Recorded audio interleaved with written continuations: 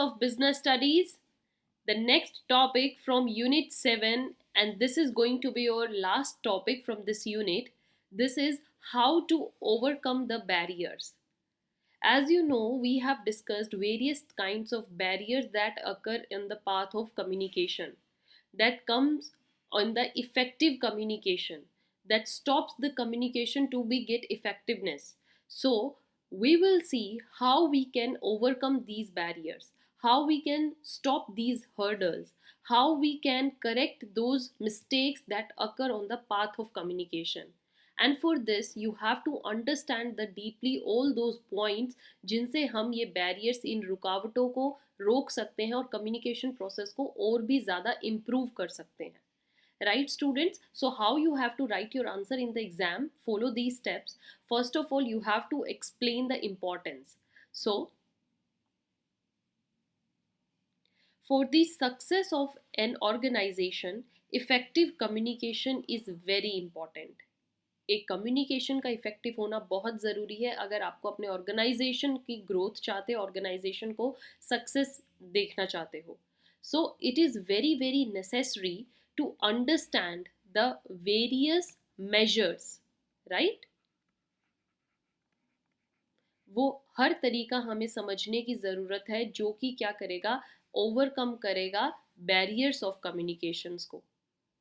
Some of the measures to improve the communication effectiveness are as follows. What are those those measures that will improve this communication? Let's understand.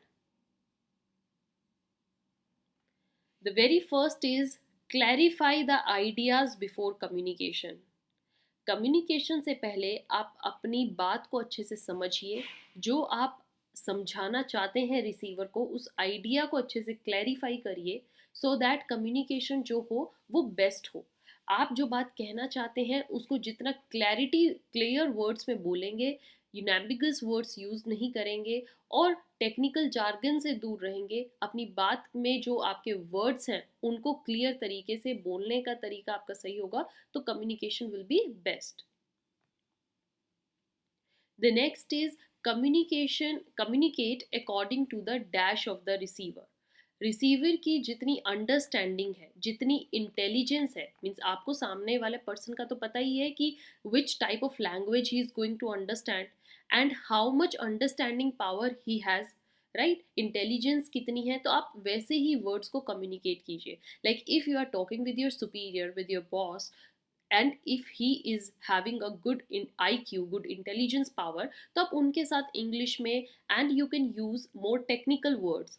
But if you are speaking or having a message with your subordinates or workers who are working on a field basis, जिनको इतने technical words नहीं आते हैं और they are not that intelligent to have a wise versed language, so वहाँ पर आप अपने लैंग्वेज को, अपने वर्ड को ध्यान में रखकर ईजी वर्ड्स को चुनिए जिनसे आप अपनी कम्युनिकेशन को प्रॉपर कर सकेंगे. Sometimes the receiver is not able to understand what the sender is saying, what the sender wants to say. Receiver कई बार इंटरप्रेट नहीं कर पाते हैं, तो आपको रिसीवर को भी समझना होगा how much he will understand your this thing, right. After then the next is participation of others before communicating. Let others also participate, let the other party also say the things, let the other party also express what they want to see, what they want to say, right. So participation will get you more involved in the process of communication. You will see, yes, everyone are talking familiar and everyone are getting involved in the communication. That will promote more effectiveness. The next is be aware of language, tone and the dash of message. किस चीज़ का message? Content. आपको ये देखना है कि आप जो message देना चाह रहे हो, आप जो भी बात अपनी कह रहे हो, वो मैसेज किस लैंग्वेज में है. Suppose the workers are able to understand only Hindi language and if you pass the message in English they will not be able to understand.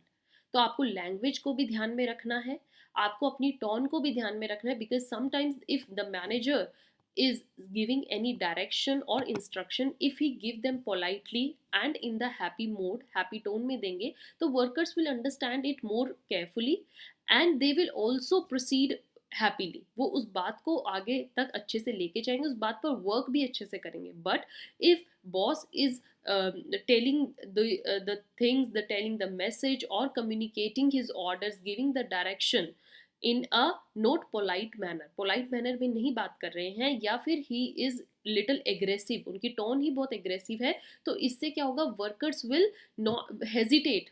Okay, they will hesitate on working with him and they will also not pay much attention towards him because they will ready to stay away, right? वो हमेशा ये नहीं सोचेंगे कि हमें हमेशा boss के साथ ही रहना है.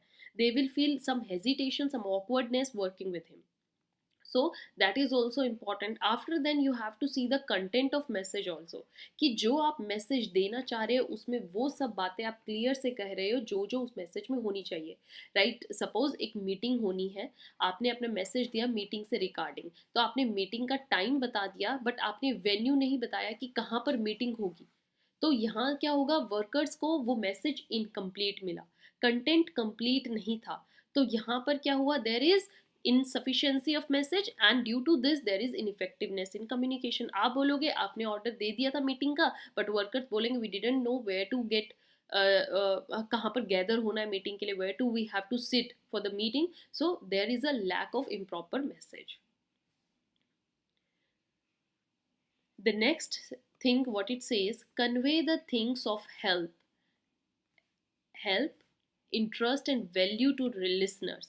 हमेशा हम लिसनर को तभी इन्वॉल्व कर सकते हैं जब लिसनर को उस बात में ये लगे कि yes this particular message is of his interest, it is of his value, that is going to be beneficial for him, जिससे उसको हेल्प या नीड मिले. वही मैसेज आप ज़्यादातर लिसनर को दीजिए, otherwise listener is not going to get so much involve. Further the next thing is ensure proper feedback. Communication कभी भी कंप्लीट नहीं होगी जब तक आप अपना फीडबैक ना लें. आपने सपोज डायरेक्शंस दे दी, ठीक है, टॉप लेवल ने मिडिल लेवल को डायरेक्शन दी, मिडिल लेवल ने वही मैसेज पास कर दिया लोअर लेवल को, लोअर लेवल ने वर्कर्स को, राइट? बट वर्कर्स तक क्या हुआ, वो जो मैसेज था लोअर लेवल ने वर्कर्स को वो मैसेज डायरेक्टली नहीं दिया या वो पहुंचाना भूल गए. अब टॉप लेवल को तो यही लगेगा ना कि वर्कर्स तक बात पहुंच गई है, तो उनको क्या करना चाहिए, मैसेज देने के साथ साथ फीडबैक भी लेना चाहिए, फीडबैक फ्रॉम वर्कर्स कि what we have suggested for you, हमने जो आप लोगों को गाइडलाइंस दी हैं, हमने जो आपके लिए रूल्स रेगुलेशंस बनाए हैं, आपको कैसे लगे. तो इससे क्या होगा, वर्कर्स को आइडिया मिल जाएगा कि येस हमें टॉप लेवल से अथॉरिटी मिली थी, हमें टॉप लेवल से इंस्ट्रक्शंस आई थी, एंड टॉप लेवल को भी आइडिया मिल जाएगा कि yes workers are very much aware about their message. उनको पता लगेगा कि वर्कर्स को उनके मैसेज का मिल गया था टाइम पे और वो उस मैसेज को कैसे इंटरप्रेट कर रहे हैं, किस तरीके से, किस लेवल पर उनको वो मैसेज मिला. So feedback is very very important for any kind of communication. The next is communication must dash the present as well as future needs. जो communication होनी चाहिए that must meet future as well as present needs. जो भी present की need है, future की need है, वो कम्युनिकेशन से पूरी होनी चाहिए. ऐसा ना हो कि आप कम्युनिकेशन कर रहे हो but that doesn't relate to present और future, that is just you are talking about past and past. It will become a boring subject for listener और receiver. The next is follow up communication to dash any hurdles और misunderstandings. Communication के process को पूरा follow up कीजिए.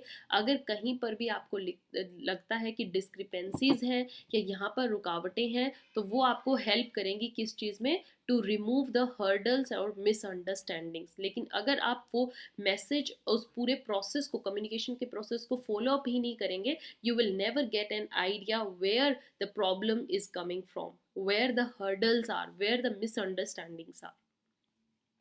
After then in communication the next thing is कि receiver को भी good listener होना चाहिए.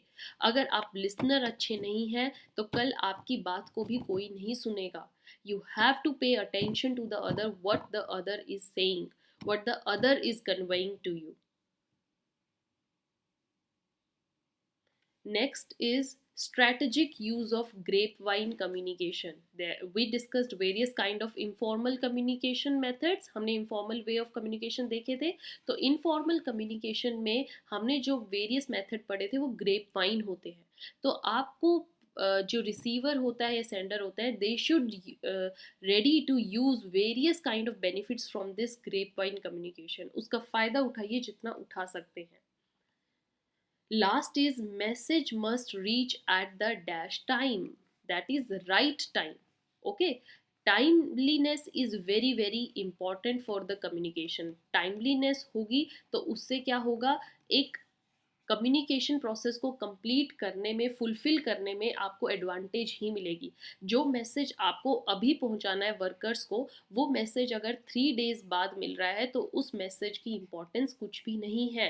It doesn't have any value. So time has always the value with message. One who respects the time, their message will also get respected from the others. So these are the various ways through which one can improve the communication and can also bring effectiveness in the process of communication. With this unit 7 is over. Stay tuned for the next unit, unit 8 we are going to cover with next session. Till then, have a good day. Thank you.